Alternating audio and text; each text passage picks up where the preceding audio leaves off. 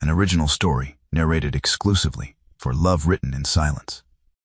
Eliza Rowan arrived at Halewyn Manor on a morning when the mist still clung to the valley floor, and the air smelled of damp earth and coming rain.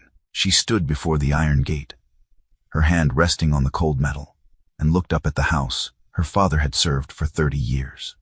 The manor rose against the pale sky, like something from another century. Its stone walls were dark with age. Its windows reflected nothing but clouds.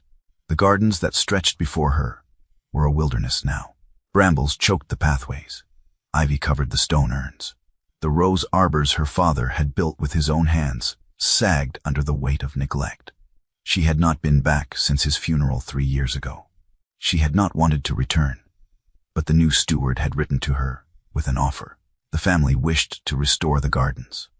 They wanted someone who knew the land, someone who understood what had been lost. The letter had been formal and brief. It mentioned a modest wage and lodging in the gardener's cottage. It did not mention sentiment or memory. Eliza had read it twice, and then folded it carefully and placed it in the drawer where she kept her father's letters. She had not answered right away. She had a position in the city, tending the small courtyard garden of a merchant's widow. It was quiet work. It paid enough. But it was not home. And so, after 2 weeks of weighing duty against longing, she had written back. She would come. She would restore what her father had loved. She would do it not for the family, but for him. She pushed open the gate. It creaked on rusted hinges. The gravel path was barely visible beneath the weeds. She walked slowly, her eyes moving over every corner of the garden, cataloging the damage and the possibility. The yew hedges were overgrown, but still alive. The stone walls were sound. The beds were choked with dead growth, but beneath it she could see the shape of the old design, the geometry her father had taught her to read when she was a child. He had brought her here on summer mornings, lifting her over the wall so she could help him tie back the climbing roses. He had shown her how to prune and mulch and coax life from stubborn soil. He had told her that a garden was a conversation between the gardener and the land, that you could not force beauty, you could only invite it. She knelt beside a tangle of dead vines and pulled them aside. Beneath them, a cluster of primrose leaves pushed through the soil, green and determined. She smiled faintly. Life was still here. It was only waiting. From a window on the second floor, Duke Nathaniel Halewyn stood with his hands clasped behind his back and watched the woman move through his garden. He had not expected her to be young. He had not expected her to be alone. The steward had mentioned only that the daughter of the late gardener had agreed to take on the work. Nathaniel had imagined someone older, perhaps accompanied by a husband or brother. But this woman walked the paths with a quiet authority that needed no companion. She wore a simple gray dress and a wool shawl. Her dark hair was pinned back in a knot. Her face was calm, composed, unremarkable at first glance. But there was something in the way she moved, something deliberate and unhurried, that held his attention. She knelt in the soil, as though she were greeting an old friend. She touched the plants with care, not possession. He watched her for a long time. He did not go down to introduce himself. He was not certain why. Perhaps it was the stillness she carried with her. Perhaps it was the sense that to speak would be to intrude on something private. Or perhaps it was simply that he did not know what to say. He had not walked the garden paths in years. He had let them fall to ruin because he could not bear to tend them after his father's death. The garden had been his father's pride. To restore it felt like a betrayal of grief. But his mother had insisted. She had written to the steward herself. She had arranged everything. And now this woman was here, kneeling in the dirt, bringing life back to a place Nathaniel had abandoned. He turned away from the window. He did not know what he felt, but he knew he would see her again. The gardener's cottage stood at the edge of the estate, half hidden by a stand of birch trees. It was small and plain, with whitewashed walls and a slate roof. Eliza unlocked the door and stepped inside. The air smelled of dust and disuse. The furniture was simple: a narrow bed, a table, 2 chairs, a hearth. The windows looked out over the garden. She set her case on the table and walked to the window. From here she could see the chapel and the old rose arbor and the line of yew hedges that marked the boundary of the formal beds. She could see the work that lay ahead. It would take months, perhaps a year. But she had time. She had nothing but time. She unpacked slowly. A change of clothes. A few books. Her father's gardening journal, its pages filled with notes and sketches. She placed it on the table and opened it to a page at random. His handwriting was careful and precise. The white rose by the chapel must be pruned in late winter. It blooms on old wood. Be gentle with it. It was Lady Margaret's favorite. She traced the words with her finger. She would find that rose. She would bring it back. The days fell into a rhythm. Eliza rose before dawn and worked until the light began to fail. She cleared the pathways first, cutting back the brambles and hauling away the dead wood. She worked methodically, section by section, revealing the bones of the garden beneath the chaos. The work was hard. Her hands blistered and her back ached, but she did not mind. The garden was waking under her care. She could feel it. The staff at the manor watched her from a distance. The cook brought her bread and cheese at midday and left it on the cottage step without a word. The steward came once to ask if she needed tools. She thanked him and said she had brought her own. The housekeeper, a stern woman named Mrs. Calloway, appeared one afternoon and informed her that she was welcome to take her meals in the kitchen if she wished. Eliza thanked her but declined. She preferred to eat alone. She was not part of the household. She was not a servant, but she was not a guest. She occupied a space in between, and she understood that space well. She had lived in it all her life. It was in the third week that she first saw the Duke up close. She was working near the rose arbor, rebuilding a section of trellis that had collapsed under the weight of dead vines. The wood was old but still sound. She was measuring and cutting new supports when she heard footsteps on the gravel path. She looked up. He was tall, perhaps 35, with dark hair and a face that might have been handsome if it were not so carefully composed. He wore a dark coat and polished boots. His hands were clasped behind his back. He stopped a few paces away and regarded her with an expression she could not read. She straightened and set down her tools. She did not curtsy. She did not lower her eyes. She simply waited. He cleared his throat. "You are making progress," he said. His voice was low and formal. "Yes, Your Grace," she replied. "The structure is sound. It only needs care." He nodded. He looked at the trellis, then at the tangle of vines she had cleared. "My father built that arbor," he said. "I know," she said. "My father helped him." He met her eyes then, and for a moment something passed between them, recognition, perhaps, or shared loss. Then he looked away. "If you need anything," he said, "you may speak to the steward." "Thank you, Your Grace." He nodded again and walked on. She watched him go. His shoulders were stiff. His pace was measured. He moved like a man carrying a weight he could not set down. She turned back to her work. She did not think of him again that day, but she remembered the way he had looked at the arbor, as though it hurt him to see it. The weeks passed. The garden began to take shape. Pathways emerged from beneath the moss and ivy. The beds were cleared and turned. The stone urns were cleaned and replanted with late-season herbs. Eliza worked alone, but she was not lonely. The garden was company enough. She spoke to the plants as her father had taught her. She listened to the wind in the yew hedges and the call of the rooks in the tall trees. She noticed everything. The way the light fell across the chapel at noon. The scent of thyme crushed underfoot. The first frost silvering the grass in the early mornings. And she noticed the Duke. He came to the garden most afternoons now. He walked the path slowly, his hands behind his back, his expression distant. He did not speak to her often, but when he did, his questions were thoughtful. He asked about the placement of a bench, the history of a particular rose, the reason she had chosen to replant the herb beds in a different pattern. She answered him simply, without deference or familiarity. She treated him as she would any man who asked an honest question, and he in turn treated her with a careful respect that surprised her. He did not condescend. He did not dismiss her knowledge. He listened. She began to understand that his reserve was not coldness. It was uncertainty. He did not know how to speak to her. He did not know what she expected of him, and so he kept his distance, even as he returned again and again to the garden she was restoring. By midwinter, the transformation was undeniable. The garden had a shape again. It was not yet beautiful, but it was no longer lost. The pathways were clear. The beds were mulched and ready for spring. The yew hedges had been trimmed back to their original lines. The stone walls were repaired. Eliza worked through the cold, her breath visible in the air, her hands red and chapped despite her gloves. She did not mind the cold. She had always preferred winter. There was a clarity to it, a stillness. The garden rested in winter. It gathered strength.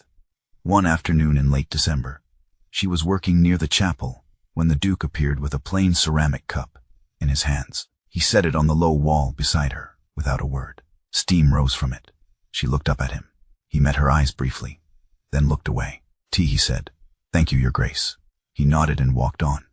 She picked up the cup and wrapped her cold hands around it. The warmth seeped into her fingers. She sipped slowly. It was strong and sweet. She had not asked for it, but he had brought it. She watched him disappear around the corner of the chapel. She did not know what to make of him, but she was beginning to think that perhaps he did not know what to make of himself either. It became a ritual. Every few days, he would bring her tea. He never stayed. He never lingered. He simply left the cup on the wall and walked on. She always thanked him. He always nodded. They spoke little, but the silence between them was no longer awkward. It was something else, something quieter. One afternoon, as the light was failing, he paused near the rose arbor and looked at the white rose bush she had been carefully pruning. "My mother planted that," he said. Eliza straightened. "I know. My father wrote about it in his journal. He said it was her favorite." The Duke's expression softened. "She has not been well enough to walk the garden in years. She used to come here every morning. I will make sure it blooms again," Eliza said. He looked at her then, and for the first time she saw something unguarded in his face. Gratitude, perhaps, or hope. "Thank you," he said quietly. She nodded. He walked away. She turned back to the rosebush and worked until the last of the light was gone. Spring came slowly. The days lengthened. The air warmed, and one morning in early April, the white rosebush by the chapel burst into bloom. The flowers were small and delicate, their petals pure white, their fragrance sweet and faint. Eliza stood before it and felt a surge of quiet pride. She had kept her promise. That afternoon, the Duke came to the garden as usual. He walked the path slowly, his hands behind his back. When he reached the chapel, he stopped. He stood before the rosebush for a long time, his face very still. Eliza watched him from a distance. She did not approach. She did not speak. She understood that this moment was not hers. It belonged to him, and to his mother, and to a memory she could not share. When he finally turned and walked away, his shoulders were no longer quite so stiff. That evening, a footman came to the cottage with a message. Lady Margaret Halewyn requested Eliza's presence in the drawing room the following afternoon. Eliza read the note twice. She had never been inside the manor, except to speak briefly with the steward. She had never met Lady Margaret. She did not know what the woman wanted, but she folded the note carefully and set it on the table. She would go. She would find out. The drawing room was warm and bright, filled with afternoon sunlight. Lady Margaret sat in a high-backed chair near the fire, wrapped in shawls, despite the mildness of the day. She was perhaps 60, with silver hair, and a face that had once been beautiful. Her eyes were sharp and kind. She smiled when Eliza entered. "Miss Rowan," she said, "please sit." Eliza sat in the chair opposite her. She folded her hands in her lap and waited. Lady Margaret studied her for a moment, then nodded as though satisfied. "I wanted to thank you," she said, "for the garden, for the roses. My son tells me the white rose is blooming again." "Yes, my lady," Eliza said. "It is healthy. It should bloom for many years. My husband planted it for me," Lady Margaret said softly, "the year we were married. I thought it had died. It only needed care," Eliza said. Lady Margaret smiled. "Many things do." She paused, her gaze thoughtful. "I have watched you these past months, Miss Rowan, from my window. You work with great patience, great care. You do not hurry. You do not force." "A garden cannot be forced," Eliza said. "No," Lady Margaret agreed. "Neither can a heart." Eliza said nothing. She did not know how to respond. Lady Margaret leaned forward slightly. "My son walks the garden every day now. He has not done that in years, not since his father died." "The garden is healing," Eliza said carefully. "Yes," Lady Margaret said, "it is." She paused. But I am not speaking only of the garden. Eliza felt her pulse quicken. She did not look away. Lady Margaret's gaze was steady and knowing. Forgive an old woman's directness, Miss Rowan, she said. But I have lived long enough to recognize when something important is happening. And I have watched my son long enough to know when he is struggling. Eliza's hands tightened in her lap. I do not understand, my lady. I think you do, Lady Margaret said gently. Nathaniel is a good man, a dutiful man. But he has always carried the weight of this family, as though it were a kind of armor. He learned young to silence his own desires, to do what was expected, to be what others needed him to be. She paused. Years ago, we arranged a marriage for him, a woman of fortune and title. It was everything the family required. But he could not bring himself to accept it. He refused. It caused a great deal of difficulty, a great deal of disappointment. Eliza listened in silence. Lady Margaret continued. I thought at the time that he was simply being stubborn, that he did not understand the responsibilities of his position. But I was wrong. He understood them perfectly. He simply could not marry a woman he did not love, and he has been alone ever since. By choice, by duty, by fear perhaps, that love and responsibility could never coexist. She looked at Eliza with quiet intensity. Until now. Eliza's breath caught. She did not speak. She did not know what to say. Lady Margaret smiled faintly. I have seen the way he looks at you, Miss Rowan. I have seen the way he brings you tea and asks you questions he already knows the answers to. I have seen the way he lingers in the garden, watching you work, as though he is afraid that if he looks away, you will disappear. Eliza felt her face grow warm. He has never spoken to me of anything but the garden, my lady. No, Lady Margaret said. He would not. He is too proud, too afraid. He believes that his position makes any gesture of affection an act of power rather than love. He fears that you would accept him out of obligation or fear, and so he says nothing. He does nothing. He only watches and waits and suffers. She leaned back in her chair. I am telling you this because I am old, and I am tired of watching people waste their lives on silence. I do not know what you feel, Miss Rowan. I do not presume, but I wanted you to know the truth, so that if you feel nothing, you can put him out of his misery. And if you feel something, you can decide what to do about it. Eliza sat very still. Her heart was pounding. Her mind was racing. She thought of the Duke walking the garden paths. She thought of the tea left on the wall. She thought of the way he had stood before the white rose bush, his face unguarded for just a moment. She had told herself it meant nothing. She had told herself he was simply a lonely man finding solace in the garden. She had not allowed herself to imagine anything more. She was the daughter of a gardener. He was a duke.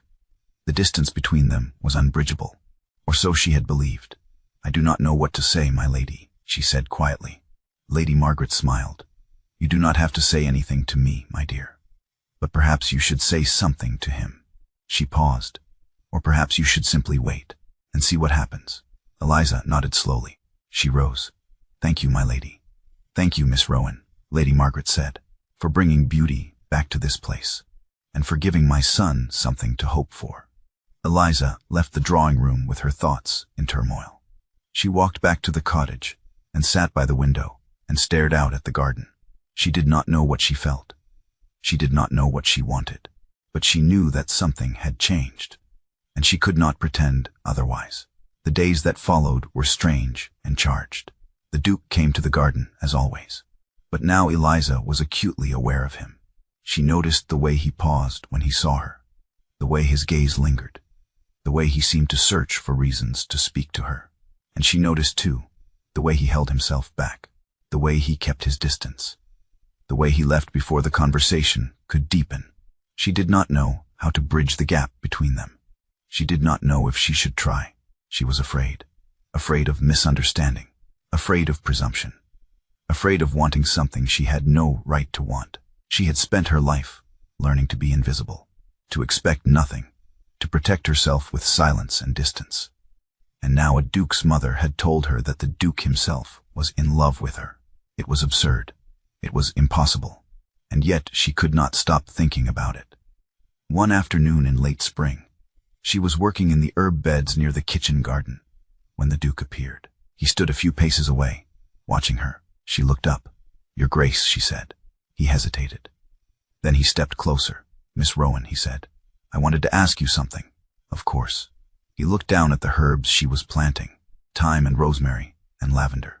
"Do you ever regret it?" he asked. "Regret what, Your Grace?" "Giving your life to this work, to the garden, to the land. Do you ever wish you had chosen something else?" She considered the question. "No," she said. "This is what I know, what I love. I cannot imagine doing anything else." He nodded slowly. "I envy you that," he said. "Envy me, Your Grace?" "Yes," he said. "You know what you want. You know where you belong. I have spent my entire life doing what was expected of me, and I do not know if I have ever truly chosen anything for myself." She looked at him. His face was open now, vulnerable. "Perhaps it is not too late," she said quietly. He met her eyes. "Perhaps," he said. But he did not say more. He walked away, and Eliza stood in the herb bed with her hands full of earth and wondered what he had really been asking. Summer came. The garden reached its full glory. The roses bloomed in shades of cream and blush and deep crimson. The herb beds filled the air with fragrance. The pathways were bordered with lavender and thyme. The chapel rosebush, white and radiant, stood as a testament to continuity and care. Eliza walked the garden every morning and felt a deep satisfaction. She had done what she came to do. She had restored what her father had loved, and yet she felt restless, incomplete. She knew why. She tried to ignore it. She tried to focus on her work. But the knowledge sat in her chest like a stone. She was in love with a man she could not have. A man who, according to his mother, loved her in return, but who would never speak, who would never act, who would let pride and duty keep them both locked in silence forever. She did not know what to do. She did not know if there was anything to be done. And so she worked and waited and wondered. It was a day in early autumn when everything changed. The air was cool and bright. The leaves were just beginning to turn. Eliza was working near the gazebo when a footman appeared on the path. "Miss Rowan," he said, "Lady Margaret asks that you come to the entrance hall." Eliza set down her tools and brushed the dirt from her hands. She followed the footman to the manor. The entrance hall was grand and echoing, with tall windows that let in the golden afternoon light. Lady Margaret stood in the center of the room. In her hands, she held a small wooden box. Its surface was worn smooth with age. Eliza approached slowly. Lady Margaret smiled. "Miss Rowan," she said, "thank you for coming." "Of course, my lady." Lady Margaret opened the box. Inside, resting on faded velvet, was a silver medallion. It was small and delicate, engraved with a pattern of vines and blossoms. The craftsmanship was exquisite. Eliza stared at it. "It is beautiful," she said. Lady Margaret lifted the medallion carefully and held it toward the light. The silver gleamed. "He bought this the day you met," she said quietly. Eliza's breath stopped. Lady Margaret continued, her voice steady and kind. "The morning after you first arrived. The morning he stood at the window and watched you kneel in the garden. The morning he realized he could never love the woman we had chosen for him." She paused. "He has kept it all this time, but he is too proud to give it to you." Eliza stared at the medallion. Her heart was pounding so hard, she thought it might break through her ribs. "I do not understand," she whispered. "Yes, you do," Lady Margaret said gently. "He loves you, Miss Rowan. He has loved you from the beginning, but he is afraid. Afraid that his position makes any gesture an act of power. Afraid that you would accept him out of obligation rather than love. Afraid that he would ruin you by loving you." Eliza's hands trembled. "He has never said anything." "No," Lady Margaret said. "He would not. He is his father's son, proud and silent and afraid of his own heart." She held out the box. "But I am not afraid, and I am tired of watching him suffer. So I am giving this to you, and you can decide what to do with it." Eliza reached out slowly. Her fingers brushed the edge of the box, and then she heard footsteps, heavy and quick. She turned. The Duke stood in the doorway. His face was pale. His eyes were wide. He looked at his mother. He looked at the box. He looked at Eliza, and his expression crumbled. "Mother," he said. His voice was raw. "What have you done?" Lady Margaret met his gaze calmly. "What you could not do, my son." The Duke took a step forward. Then he stopped. He looked at Eliza. She saw the anguish in his face, the shame, the fear. "I am sorry," he said. "I never meant for you to know. I never meant to burden you with this." Eliza's throat tightened. "Your Grace, please," he said. "Do not say anything. I know what you must think. I know how this must seem. I never intended," he broke off. He turned and walked out of the hall. His footsteps echoed down the corridor. Lady Margaret closed the box gently and placed it in Eliza's hands. "Go to him," she said. Eliza looked down at the box. Then she looked at Lady Margaret. The older woman nodded. "Go." Eliza found him in the garden. He was standing in the old stone gazebo, overlooking the restored beds of late roses and asters. His back was to her. His shoulders were tense. She approached slowly. The gravel crunched under her feet. He did not turn. "Your Grace," she said. He was silent for a long moment. Then he spoke. His voice was low and strained. "I bought that medallion the morning after I first saw you.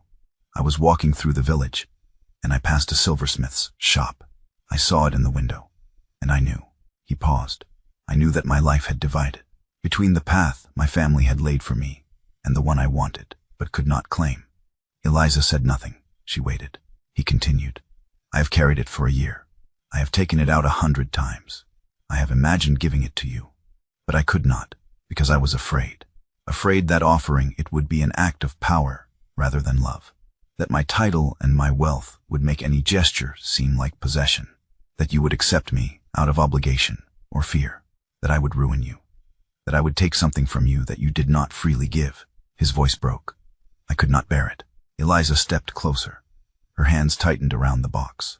"Your Grace," she said, "please look at me." He turned slowly. His eyes were bright with emotion he no longer tried to conceal. She held his gaze. "I have spent my life believing that love from someone of your position could only be a mistake I would be blamed for," she said.